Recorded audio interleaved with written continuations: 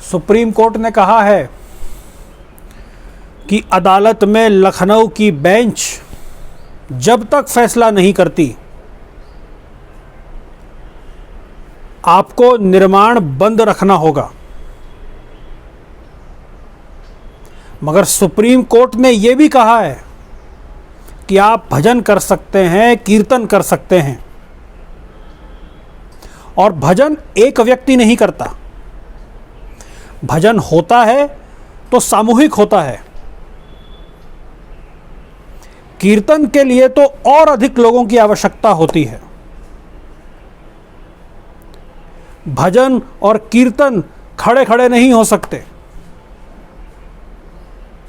कब तक खड़े रहेंगे?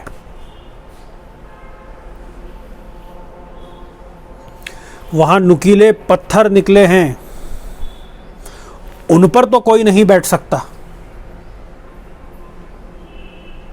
वहां की जमीन को समतल करना पड़ेगा, उसे बैठने लायक बनाना पड़ेगा।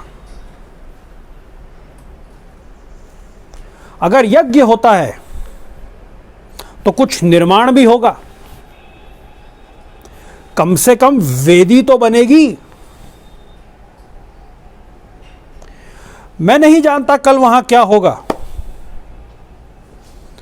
मेरी इच्छा थी अयोध्या जाने की, मुझसे कहा गया मैं दिल्ली पहुंचूं और मैं इस आदेश का पालन करूंगा।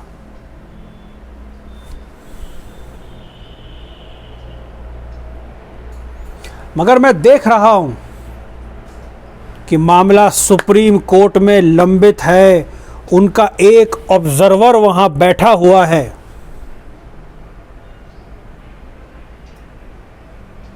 सुप्रीम कोर्ट का फैसला हमें कार सेवा करने से नहीं रोकता। सचमुच में सुप्रीम कोर्ट का फैसला हमें यह अधिकार देता है कि हम कार सेवा करें। रोकने का तो सवाल ही नहीं है। कल कार सेवा करके अयोध्या में सर्वोच्च न्यायालय के किसी निर्णय की अवहेलना नहीं होगी। कल कार सेवा करके सर्वोच्च न्यायालय के निर्णय का सम्मान किया जाएगा, उस पर आचरण किया जाएगा। श्रद्धेय अटल जी की यह स्पीच 5 दिसंबर 1992 को दी गई थी लखनऊ में। इसके बाद जो हुआ वह गौरवशाली इतिहास है।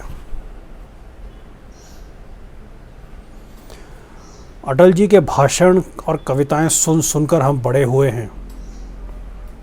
आज वह हमारे बीच में नहीं है, मगर उनके शब्द अमर हैं।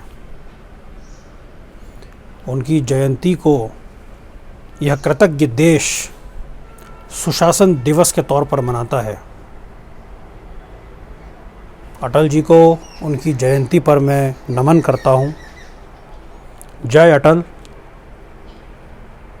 जय श्री राम, जय माँ भारती।